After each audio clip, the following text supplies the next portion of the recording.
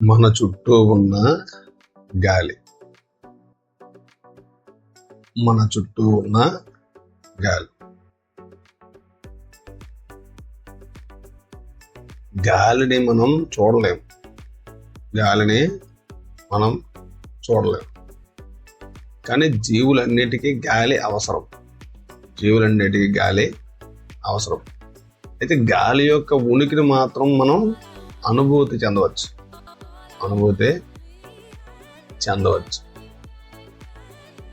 అయితే ఇప్పుడు ఒక ప్రయోగం చేద్దాం. పటంలో చూపించిన విధంగా కాగితం ఫ్యాన్ ఒకటి తయారు చేసాం అనుకోండి. కాగితం ఫ్యాన్ ఉన్న కర్రను పట్టుకొని వివిధ దిశల్లో ఉంచి ముందుకు వెనక్కు కొద్దిగా కదిలించినట్లయితే కాగితం ఫ్యాన్ ఏమవుతుంది? తిరుగుతుంది. అయితే తిరగడానికి కారణం ఏంటి? గాలి. అయితే ప్రతి చోట మన చుట్టూ గాలి ఉందా?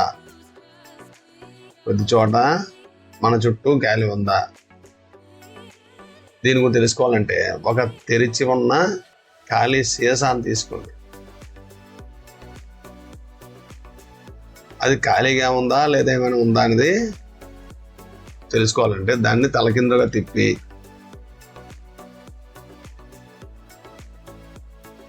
తెరిచి ఉన్న సీసా మూతిని ఏం చేయాలంటే నీటితో నిండిన బకెట్లో ముంచాలి. అప్పుడు సీసాలోకి నీరు ప్రవేశిస్తుందా అంటే ప్రవేశించదు. అప్పుడు దాన్ని ఏం చేయాలంటే కొంచెం పక్కకి ఉంచాలి. ఉంచినప్పుడు సీసా నుండి ఏమవుతాయి? గాలి బుడగలు బయటికి వెళ్తాయి. అంటే సీసా లోపల గాలి ఉంది, ఏమాత్రం ఖాళీ లేదు. మామూలుగా అయినా సీసా పూర్తిగా గాలితో నిండి ఉంది. అందుకే సీసాను తలకిందులు చేసి సీసాలోకి నీరు ప్రవేశించలేకపోయింది.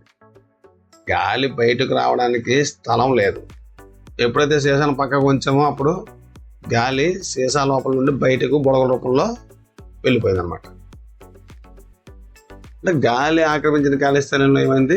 నీరు నింపబడింది.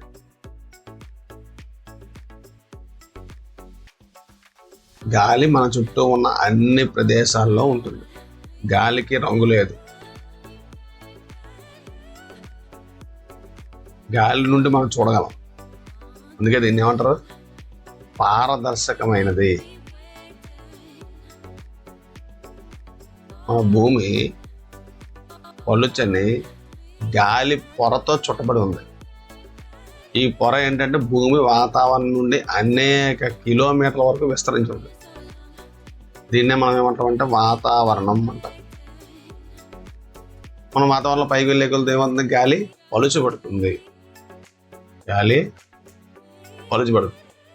అందుకే పర్వతారోహణలు ఎత్తైన పర్వతాలు ఎక్కేటప్పుడు తమతో ఏం తీసుకెళ్తారు? ఆక్సిజన్ సిలిండర్లు తీసుకెళ్తారు. 18వ శతాబ్దం వరకు ప్రజలు గాలి కేవలం ఒక పదార్థం అని భావించేవారు. అయితే గాలి ఏంటంటే అనేక వాయువుల మిశ్రమం. గాలి అనేది ఏంటి? అనేక వాయువుల మిశ్రమం. అది ఎలాంటి మిశ్రమం అంటే సపోజ్ నీటి ఆవిరి. గాలి నీటి ఆవిరిని కలిగి ఉంటుందని నాకు తెలుసు.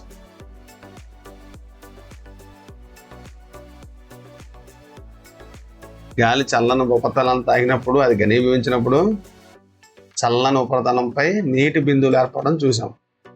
అంటే ప్రకృతిలో గాలి నీటి బిందువులు ఉండడం వల్ల జలచక్రం నాకు చాలా ముఖ్యం.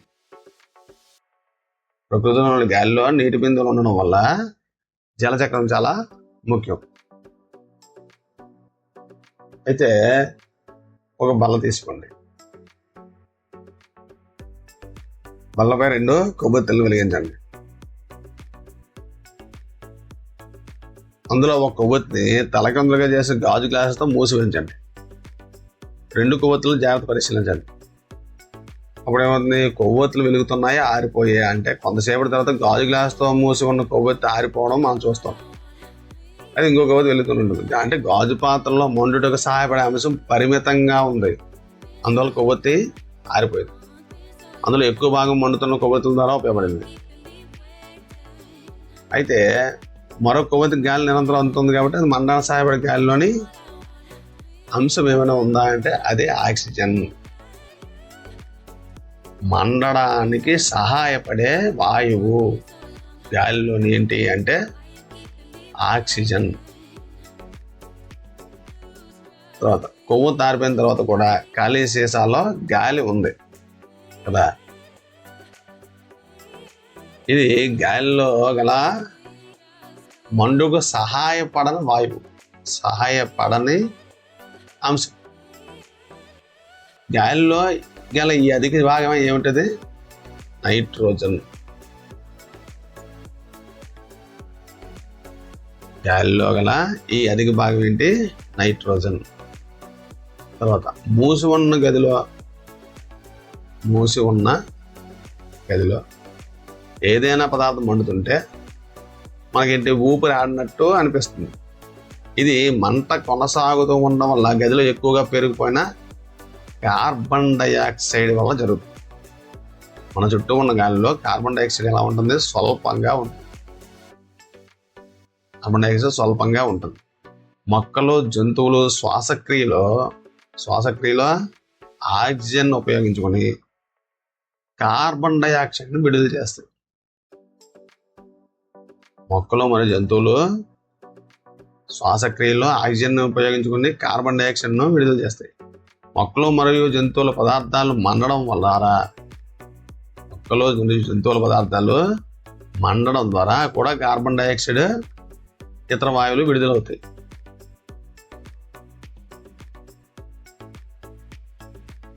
తర్వాత ఇంధనాలను మండించడం వల్ల కూడా పొగ ఉత్పత్తి అవుతుంది. పొగలో మనకు తరచూ హాని చేసే కొన్ని వాయువులు మరియు సూక్ష్మ ధూళి రేణువులు ఉంటాయి.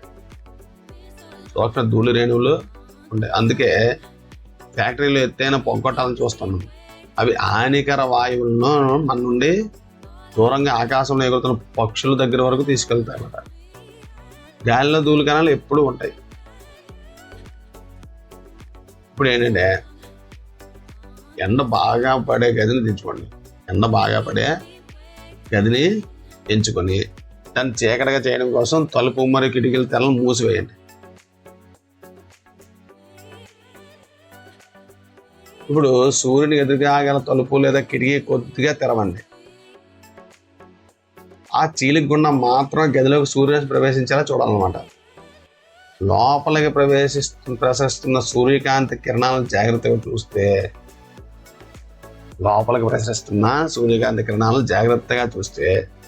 ఆ సూర్యకాంతి కిరణాల్లో మెరుస్తూ కదులుతున్న చిన్న రేణువులను చూడొచ్చు.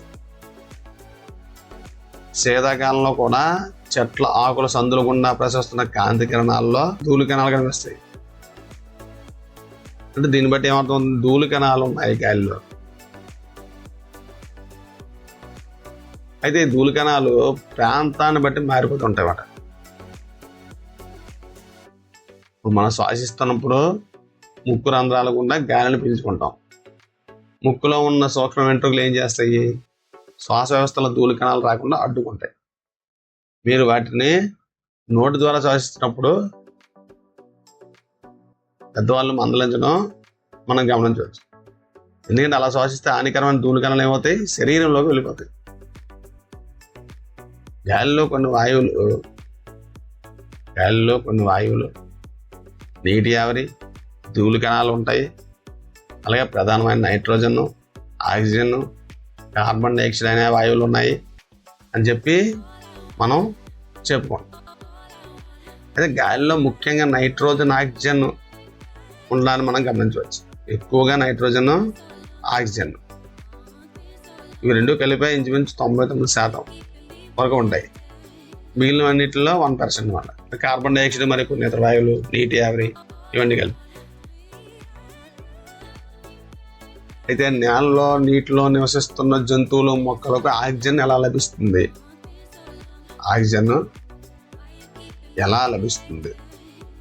అంటే ఒక గాజు లేదా లోక పాత్ర తీసుకోండి. ఒక గాజు లేదా లోహ పాత్ర తీసుకొని అందులో ఒక నీటిని పోసి దాన్ని ఒక స్టాండ్ పై ఉంచి నెమ్మదిగా వేడి చేయాలి. నీరు బాగా వేడెక్కిన తర్వాత పాత్ర లోపల తలాన్ని పరిశీలిస్తే ఏం కనబడతాయి అక్కడ మనకి? చిన్న చిన్న గాలి బుడగలు కనబడతాయి. ఈ గాలి బుడగలు నీటిలో కరిగి ఉన్న గాలి వలన ఏర్పడతాయి. మీరు నీటిని వేడి చేయడం ప్రారంభించగానే అందులోని గాలి బుడగల రూపంలో బయటకు వస్తుంది. నీరు వేడి చేయడం కొనసాగిస్తూ ఉంటే నీరు వేడికి చివరిగా నీటి ఆవిరిగా మారిపోతుంది. నీటిలో నివసిస్తున్న జంతువులు నీటిలో కరిగి ఉన్న ఆక్సిజన్ను ఉపయోగించుకుంటాయి. అంటే మట్టిలో జీవిస్తున్న జీవులకు కూడా శ్వాసించడానికి ఆక్సిజన్ అవసరం. ఇప్పుడు ఒక బీకర్లో కానీ ఒక గ్లాసులో కానీ కొంచెం పొడి మట్టిని తీసుకోండి. దానికి కొన్ని నీటిని కలిపి ఏం జరుగుతుందో పరిశీలిస్తే మట్టిలో నుండి గాలి బుడగలు రావడం మనం గమనిస్తాం. అంటే మట్టిపై నీటిని పోసినప్పుడు నీరు స్థానభ్రంశం చెందిన గాలి బుడగల రూపంలో వస్తుంది. మట్టిపై నీటిని పోసినప్పుడు నీరు స్థానభ్రంశం చెందించిన గాలి బుడగల రూపంలో కనిపిస్తుంది. నేలలో నివసించే జంతువులు, మొక్కల వేర్లు ఈ గాలినే శ్వాసిస్తాయి. మట్టిలో నివసించే జంతువుల వలన అనేక బొరియలు, రంధ్రాలు నేల లోతుల్లో ఏర్పడతాయి. ఈ బొరియలు మట్టి లోపలికి బయటికి గాలి చలించడానికి కావలసిన ఖాళీ ప్రదేశాలను ఏర్పరుస్తాయి. అయితే భారీ వర్షాల సమయంలో మట్టిలోని గాలి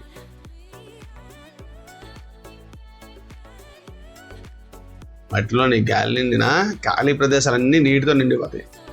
అప్పుడైనా మట్టిలో నివసించే జంతువులను శ్వాసక్రియ వరకు బయటకు వచ్చేస్తాయి అన్నమాట.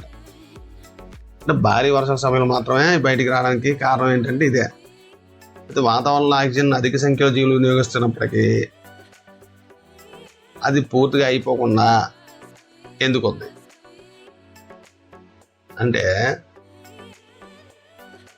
ఈ ప్రక్రియలో ఏంటంటే మొదట మొక్కలు ఆహారాన్ని తామే సొంతంగా తయారు చేసుకుంటాయి. దానితో పాటు ఆక్సిజన్ను ఉత్పత్తి చేస్తాయి. మొక్కలు కూడా శ్వాసక్రియలో ఆక్సిజన్నే వినియోగించుకుంటాయి. అయితే అవి వినియోగించుకున్న దానికన్నా ఎక్కువ ఆక్సిజన్ ఉత్పత్తి చేస్తాయి. అందుకే మనం మొక్కలు ఆక్సిజన్ ఉత్పత్తి చేస్తాయి అంటాం. మొక్కలు లేకుండా జంతువులు జీవించలేవని ఇక్కడ స్పష్టమైపోతుంది.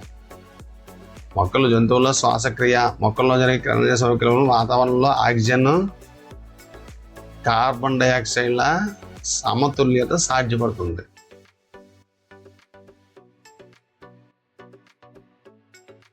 ఇది మొక్కలు, జంతువులు పరస్పరం ఆధారపడడాన్ని తెలియజేస్తుందన్నమాట. భూమిపై జీవం కొరకు గాలి ఎంత ముఖ్యమో మనకి తెలుస్తుంది.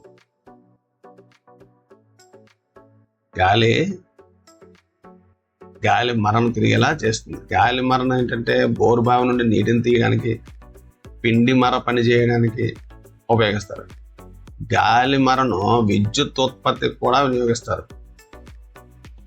పడవలు, గ్లైడర్, పారాచూటు మరియు విమానాల కదలిక వీటన్నిటి గాలి సహాయపడుతుంది. గాలి యొక్క ఉనికి వలనే పక్షులు, గబ్బిలాలు, కీటకాలు ఎగరగలుగుతున్నాయి. అనేక మొక్కల్లో విత్తన వ్యాప్తికి, పరాగరేణువుల వ్యాప్తికి గాలి సహాయపడుతుంది.